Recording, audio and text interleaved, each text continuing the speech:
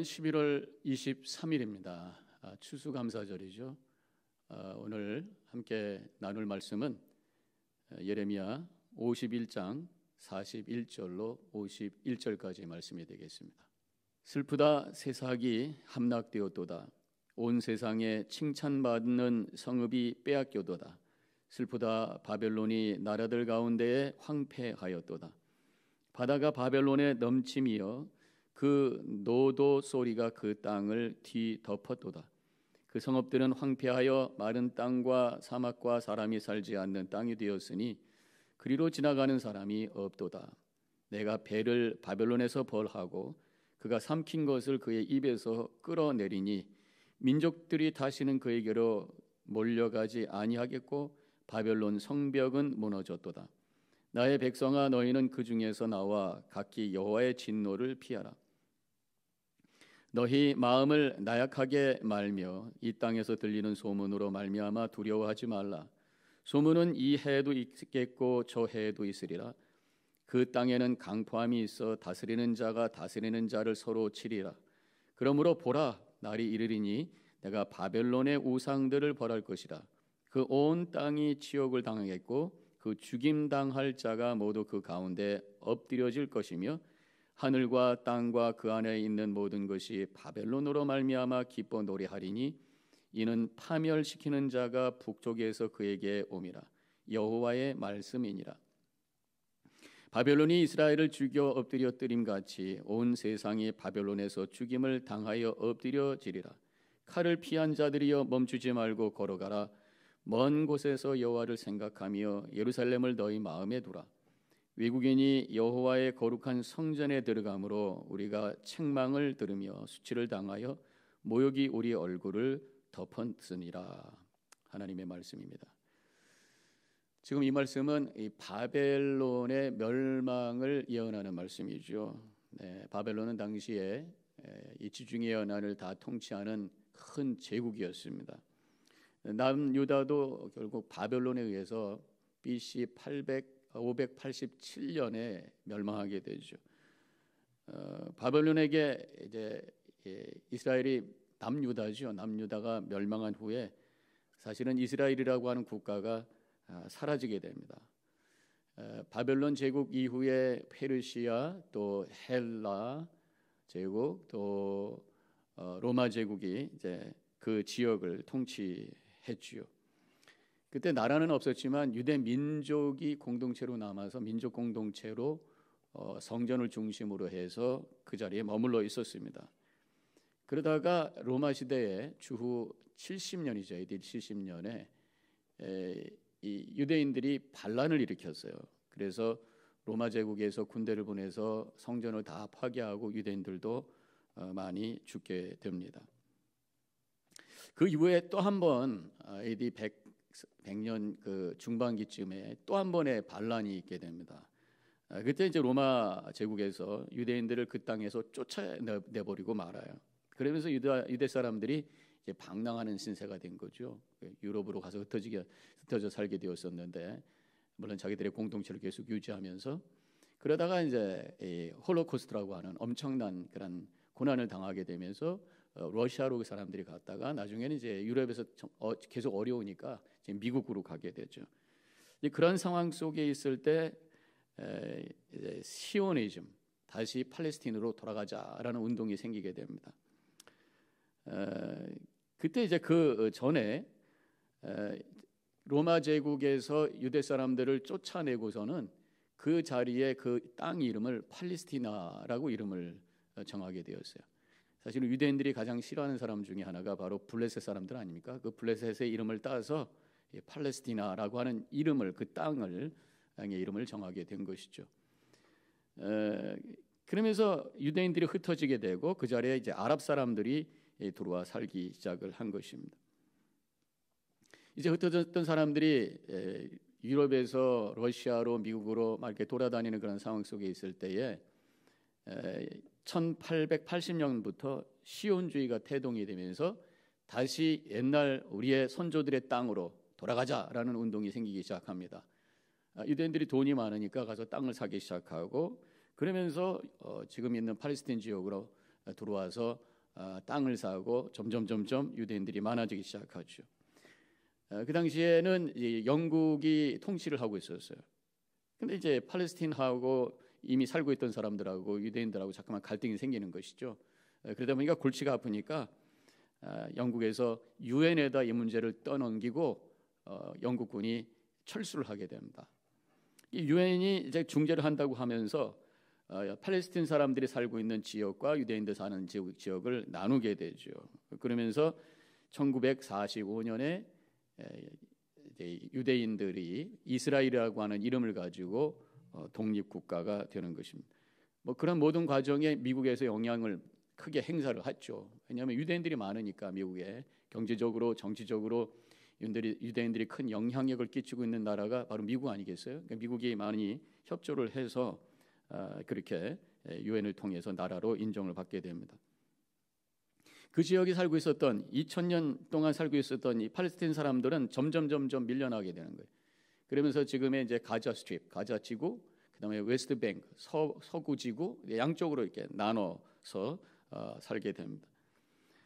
그러면서 팔레스틴 사람들 입장에서는 2000년 이상 살던 땅을 다 빼앗기면서 하늘이 뚫린 감옥에 사는 그런 신세가 된 것이죠. 그러면서 계속해서 갈등을 하면서 이 갈등이 점점 심해지더니만 요즘에 하마스를 통해서 민간인들을 엄청나게 이스라엘 사람들을 죽이게 되고 또 이스라엘에서는 그것을 더 이상 둘 수 없다. 하마스를 완전히 이제 잔멸을 시켜야 되겠다 해서 또 전쟁을 하고 있고 해결이 어려운 그런 상황이죠. 자, 이 모든 지금 현재 상황이 파고 들어가 보면은 거슬러 올라가면 바벨론 시대에 바벨론 제국에 의해서 남유다가 멸망한 이후에 이런 일이 이제 일어나게 되었다. 이스라엘이 망하게 되었고 그러면서 이런 모든 것들이 시작이 되었다고 볼 수가 있습니다. 그런데 이제 남유다를 멸망했던 이 바벨론, 세계를 제패하고 큰 힘을 발했던 이 바벨론도 결국은 페르시아에게, 성경에는 바사라고 나오죠. 페르시아에 의해서 망하게 됐어요. 또 페르시아는 헬라, 그리스 제국에 의해서 망하게 되고 또 이 헬라 제국은 나중에 로마 제국에 의해서 망하게 되죠. 그래서 로마 제국은 그래도 1200년이라고 하는 엄청난 시간을 그 엄청난 그 통치 기간을 갖고 있는 제국이었습니다. 그러나 로마 제국도 결국은 멸망하게 되죠. 이런 어떤 역사를 바라보면서 우리가 깨닫는 것이 세상에는 온전한 영원한 그런 존재는 없다고 하는 것입니다. 세상에 어떤 힘도 영원할 수 없구나. 우리 하나님만 영원하신 분인 줄로 다시 한번 고백하며 주님을 바라보는 이 시간이 되시기를 축원합니다. 자, 오늘 본문으로 들어가서 14절에 41절에 보면 슬프다 세상이 함락되었도다. 온 세상에 칭찬받는 성읍이 빼앗겼도다. 슬프다 바벨론이 나라들 가운데 황폐하였도다. 세삭이라고 하는 단어가 바로 바벨론을 의미하는 것입니다. 바벨론의 다른 이름이라고 할 수 있어요.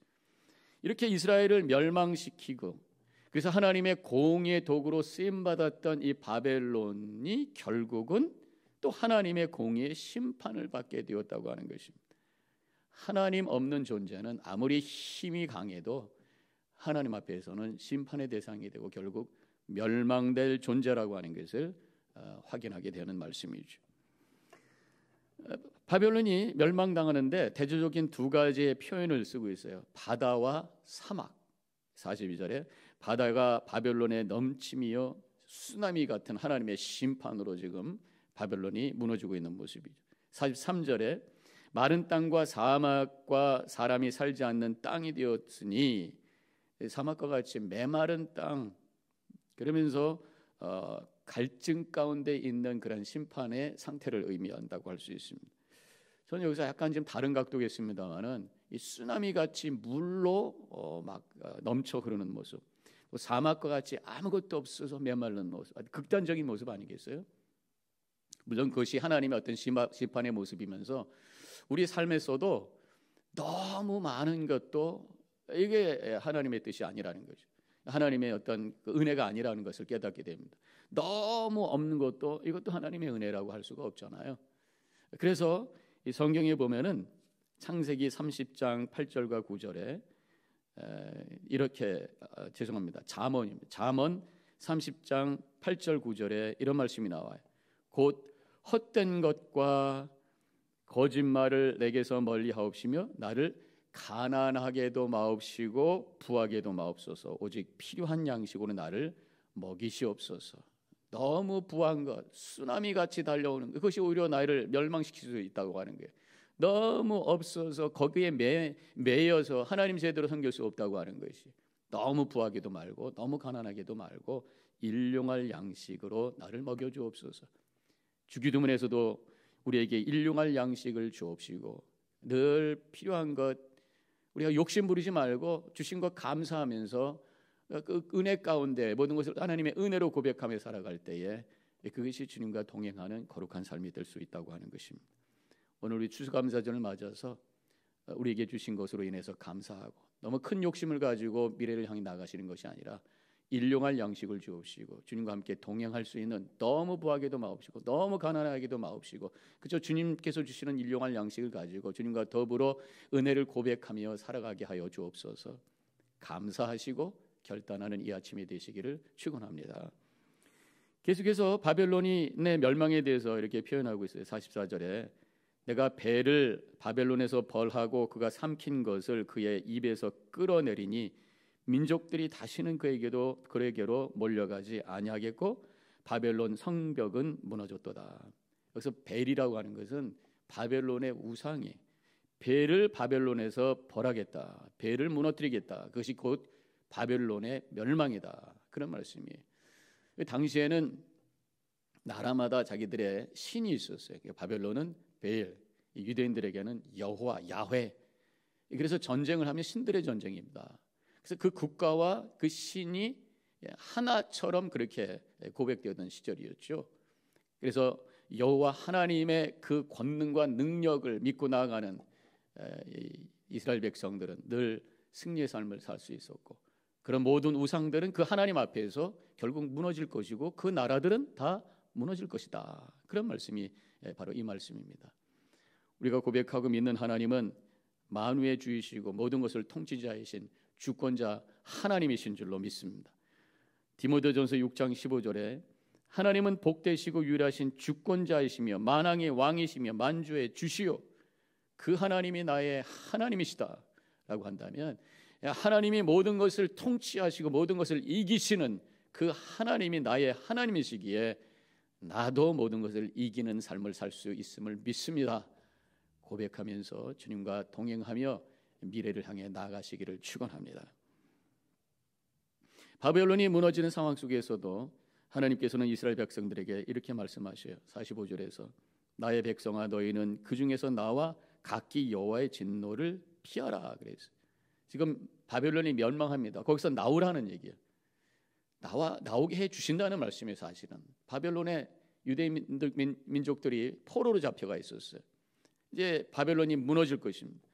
그 다음에 이스라엘 백성들을 다시 돌아오게 하신 그 역사적인 사실을 우리가 기억하잖아요. 하나님은 당신의 백성들이 결국 하나님 앞에 있기를 원하신다고 하는 것이, 세상의 힘에 묶여 있는 것이 아니라 하나님 앞에 하나님을 섬기며 하나님의 사랑 가운데 거하기를 원하신다고 하는 것입니다. 바벨론을 무너뜨리시고 이스라엘 백성들을 다시 되찾아오시며 하나님 앞에서 예배하기를 원하시는 하나님의 마음을 우리가 다시 한번 깨달으면서 내가 지금 어디 있는가, 세상을 쫓아다니는 세상의 헛된 그 힘 아래 있는 자가 아니라 하나님을 섬기는 코람데오의 하나님 앞에서 주님을 바라보는 코람데오의 신앙을 가지고 승리의 삶을 살아가시기를 바랍니다. 50절로 내려가 보면 칼을 피하는 자들이여 멈추지 말고 걸어가라. 먼 곳에서 여호와를 생각하며 예루살렘을 너의 마음에 두라. 사실은 제가 50절이 가장 중요한 말씀이라고 그렇게 믿고 말씀을 좀 나누려고 하는데 시간이 많이 가서 간단하게만 말씀을 드릴게요. 칼을 피한 자들이요, 바벨론의 심판 속에서도 하나님께서 구해 주셔서 그 멸망을 피한 자들이요, 구원받은 백성들을 얘기하는 것입니다. 결국 우리들을 얘기하는 것이죠. 우리는 죄로 말미암아 사망을 받아서 영원한 죽음 속에 던져질 수밖에 없지만 예수 그리스도를 통해서 하나님의 심판을 피한 자로, 구원받은 자로 주님 앞에 서 있다고 하는 것을 우리는 고백해야 된다고 하는 것입니다. 그 구원받은 자 하나님의 백성들을 향해서 뭐라고 말씀합니까? 멈추지 말고 걸어가라. 멈추지 말고 걸어가라. 하나님께서 우리를 이끌어내 주셨어요. 애굽에서 끌어내 주셨어요. 바벨론에서 끌어내 주셨어요. 그리고 우리를 향해 가나안 땅을 허락해 주셨어요. 천국의 소망을 가지고 계속해서 걸어가라. 이 자리에 머무르지 말라는 것이에요. 우리가 지금 살고 있는 이 세상이 우리의 종착지가 아니라는 것이에요. 이곳은 우리의 선교지예요. 하나님께서 원하시는 뜻을 이루는 이곳에서 영혼 건지는 복음을 전하는 사역, 선교적 사역, 하나님의 나라를 세우는, 서로 사랑하는 하나님의 뜻을 이루는 선교지, 나의 사역지지, 여기가 궁극적인 나의 목적지는 아니라고 하는 것입니다. 영혼을 향해, 천국을 향해, 하나님 나라를 향해 소망을 가지고 계속해서 전진하는 우리 성도님들 되시기를 축원합니다. 여기에 소망을 두지 마시고 이 세상의 모든 것을 끝장내겠다고 생각하지 마시고 여기서 행여나 내가 부족할지라도 결국 하나님의 나라가 있다고 하는 것 우리가 고백하고, 이 세상의 모든 것을 다 내가 원하는 대로 이루겠다고 하는 욕심을 내려놓고 하나님을 바라보며 하나님 나라의 나를 향해 예비되어 있는 귀한 은혜를, 그 복을 미리 바라보며 소망 가운데 걸어가시기를 축원합니다. 그러면서 여호와를 생각하라고 말씀하고 있어요. 여호와를 생각하며 예루살렘을 너의 마음에 두라. 멈추지 말고 걸어가는 하나님의 백성들은 늘 여호와를 생각해야 된다는 것입니다.